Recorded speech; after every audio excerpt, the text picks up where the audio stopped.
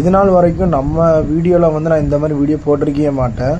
பாருங்கள், கீழ்மீன் சாலையை வந்து எடுத்து வந்து உப்பு அடிக்கிறாங்க. அதாவது கருவாடுக்கு வந்து அதுதான் இப்போ நம்ம பார்த்துட்ருக்கோம். அந்த உப்பு கொட்டுறாங்க பாருங்கள். மீன் தட்டையும் அதாவது போடுறது உப்பு.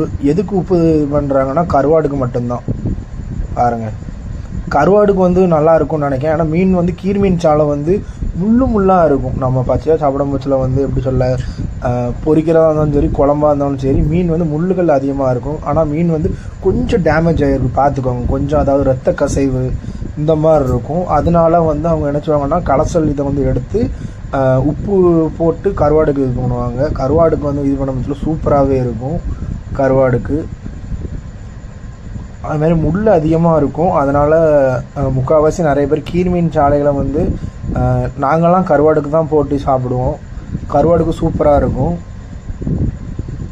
பாருங்கள், பாக்ஸ் அதாவது கரெக்டாக 4 பாக்ஸ் கிட்டத்தட்ட. இப்போ நான் காட்டுறேன் பாருங்கள். மீனை பாருங்கள்.